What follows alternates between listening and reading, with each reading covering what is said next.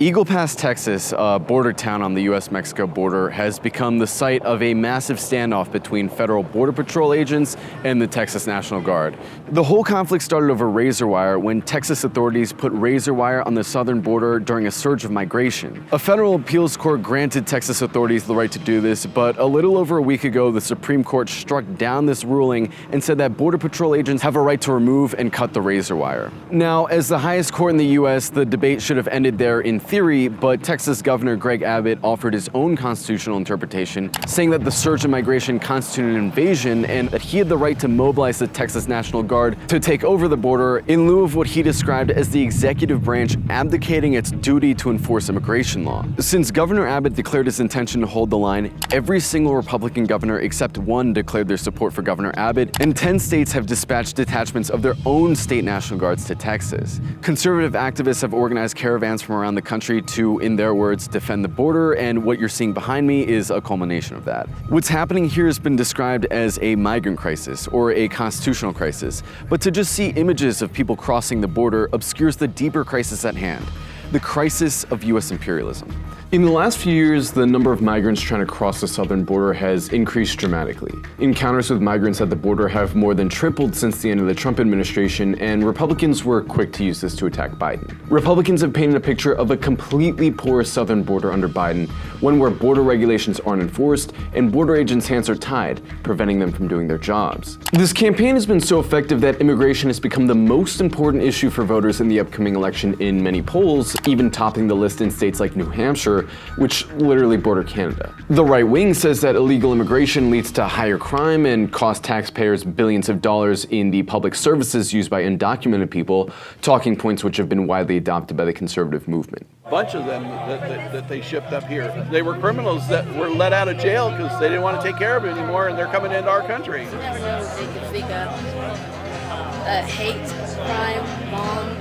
Because I know the state of Texas has a lot of military bases here too. A report put out by the Heritage Foundation, one of the leading conservative think tanks in the US, claims definitively that higher illegal immigration leads to higher crime. They cite data from the Department of Justice that shows that nearly 2/3 of federal arrests are of undocumented people. Sounds pretty bad, right? But the increasing crime they're talking about is immigration itself. The first page of the DOJ report clearly states that 95% of the increase in undocumented crime is related to immigration. The levels of other crimes stayed steady over the last 20 years despite the huge increase in immigration. The undocumented crime wave that the right wing keeps bringing up actually just reflects the US's increased criminalization of immigration over the last 2 decades.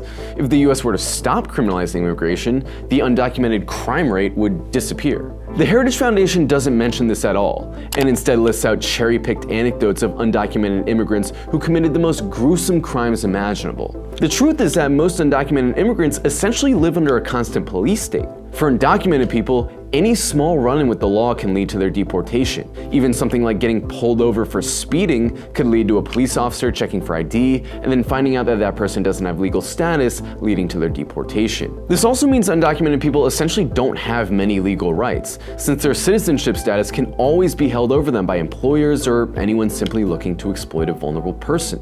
Big corporations frequently exploit people's undocumented status to pay them less than the minimum wage. And despite being subject to these illegal labor practices, undocumented people pay tens of billions of dollars in taxes every year, literally the opposite of the above-the-law criminal trope that the right wing is pushing. The most common talking point we heard at the rally was that undocumented immigrants are an economic burden on taxpayers because they receive government aid. The threat is that we're paying for everything. If they bring enough people across and overwhelm the system, you're going to be worried about it too because you won't have a job.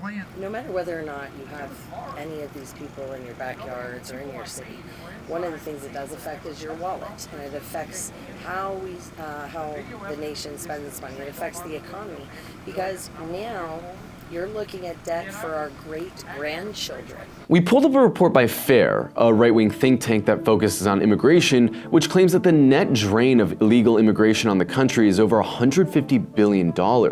They list out a bunch of programs that they say give money to undocumented immigrants, but these numbers are misleading. FAIR arrived at the $150 billion figure by taking the funding for different federal programs and saying that the proportion of undocumented people in these programs represents the economic drain of undocumented people. So for example, they say that the US allocates $17.5 billion to low-income schools, and undocumented immigrants compose around 20% of students in low-income schools. Therefore, the economic burden for this budget item, they say, is $3 billion. But this methodology is flawed because it looks at a snapshot of the moment when immigrants arrive, but doesn't account for their net contribution over time. The data shows that they end up contributing more to the system than they end up taking, due largely to the fact that immigrants are legally forbidden from receiving most government benefits, but still pay taxes. Furthermore, data shows that second-generation immigrants are actually the highest net taxpayers and contribute more to the system than people with two US-born parents. They tend to be higher educated and have higher average incomes, making their tax payments higher. Most immigrants contribute a net positive income to the country over the course of their life, which would, according to the right-wing's own logic, be a reason to let more immigrants into the country and let them stay. But the most relevant piece of information regarding this issue is why immigrants come to the United States in the first place. Most of the immigrants coming to the US illegally are coming from Mexico, Guatemala, Honduras, India, and El Salvador, countries that have been decimated by globalization. Latin American immigration to the US starts to rise in the 80s, but explodes in the 1990s, specifically after NAFTA, the North American Free Trade Agreement, a trade deal which not only made it cheaper for companies to hire Mexican labor, destroying tens of thousands of American jobs, but also undercut the livelihood of millions of Mexican farmers who had no choice but to come to the US to find work. On top of that, the US also just straight up destroys countries through covert coups and dirty wars. In 2009, the Obama administration backed a coup that overthrew Manuel Zelaya, the progressive president of Honduras. Zelaya wasn't a radical by any means, but he was a stabilizing force. After Zelaya was taken out, the void was filled by right-wing politicians who sold off Honduras' industries and resources to transnational corporations, destroying entire industries of the economy and causing poverty to skyrocket. The people who took over were also clearly tied to drug trafficking, like Juan Orlando Hernandez, who's currently facing drug trafficking charges in the US after his brother got sentenced to life in prison in the US for drug trafficking just a few years ago. You hear Republicans talk all the time about the drug cartels, prosecuting the cartels, cracking down on the cartels. Trump even once said that he wanted to airstrike the cartels in Mexico. But what you'll never hear is that it was a US-backed coup that put the cartels in power in Honduras. Why? Because both the Obama and Trump administrations had great relations with Honduras' narco dictator when he was president. A lot of people at the rally were asking why there were so many military-aged males coming to the US, or why they were all claiming refugee status, or why there were drugs coming across the border. And the answer is simple. We destroyed their country, we destroyed their industries, put drug cartels in power, and now people are fleeing the cartels. There's also been a lot of discussion about Haiti. Trump notoriously called it a shithole country, and the Biden administration has been telling Haitian immigrants not to come to the US because they'll be turned away. But again, the question to ask is why Haitians are leaving their country in the first place. A lot of people will remember how the Clinton Foundation squandered Haiti's earthquake relief funds and handed out multi-million-dollar contracts to their friends in a self-proclaimed gold rush of government contracts signed during the rebuilding effort. But a year prior, as Secretary of State, Hillary Clinton lobbied on behalf of US corporations to lower Haiti's minimum wage from 61 cents an hour to 24 cents an hour, saying it would have, quote, a significant impact on business. The Bush administration led a coup against John Bertrand Aristide, Haiti's most popular president ever. They basically just kidnapped him. And before Bush, Bill Clinton forced Haiti to drop its rice tariffs and then dumped American rice there, wiping out rice farmers in Haiti, a policy Clinton had to publicly apologize for but never actually rectify. Even today, the Biden administration is supporting the rule of Ariel Henry, a man who was never elected by the Haitian people and serves as a proto-dictator. So it should come as no surprise that hundreds of thousands of Haitians have come to the US seeking refuge when we've steadily destroyed their economy over the course of decades. When we pointed this out at the rally, a few people told us that there are just some crappy countries out there and that people have a responsibility to make their countries better. There's a lot of crappy countries out there. Everybody wants to come here. Here's the difference between America and those countries. In this country, 245 years ago, we stood up and said, no, we're going to change this. The folks that are coming here decided not to stay in their country and change it. Things were hard, but instead they ran away. But it wasn't the Haitian people that destroyed their own rice industry or lowered their own minimum wage. They're not responsible for that. It was the United States, specifically these transnational corporations and the politicians that they've bribed into doing their bidding. The truth is, it's US foreign policy that's causing the migrant crisis. It's no coincidence that the three countries experiencing the largest refugee crises in the world right now are countries the US has relentlessly waged war against: Syria, Afghanistan, and Ukraine. We raised this with several people at the rally, and a lot of people agreed. You know, how many refugees? I watched a Syrian refugee who is in Africa. He would literally, when he had battery available, he would show us bombing, and he talked about Biden bombing and all the bombings that just the U.S. even did prior to Biden, right? But now it's really bad.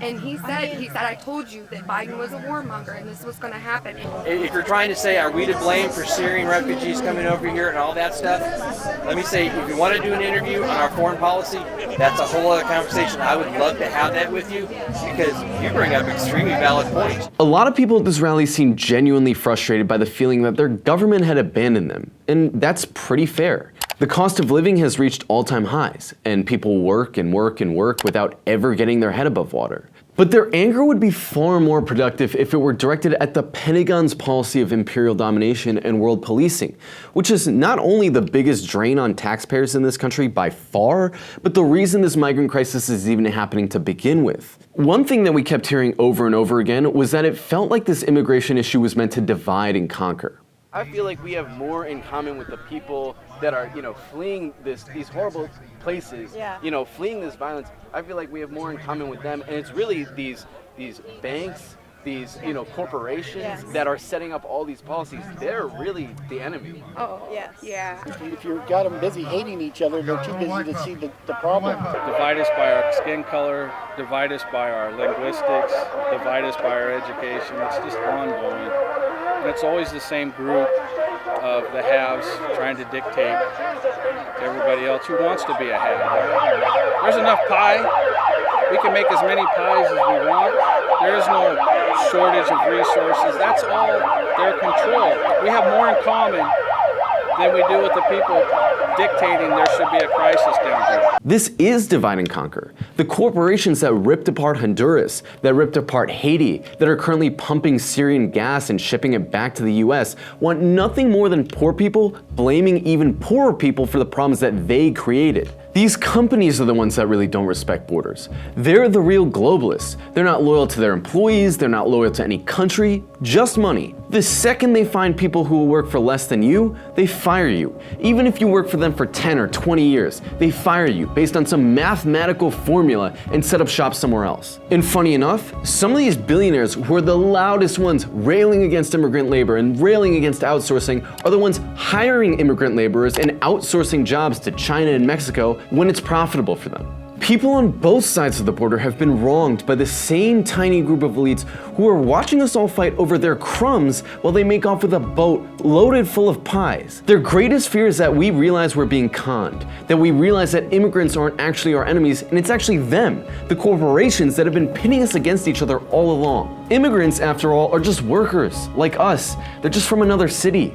They work hard like we do, they're supporting families like we do, and above all, they're getting screwed by the same companies that screw us. Corporate profits are at their highest level in 70 years. They're literally raking in hundreds of billions of dollars of our hard-earned money, and these same companies are trying to tell us that the people coming to this country with nothing but what they can carry on their backs are the problem. It's scapegoating, and both parties, which are controlled by these same corporations, are participating in it. This is also important because there was a clear presence of neo-Confederate and neo-Nazi groups who were at this rally trying to push the working class into an actual war with immigrants.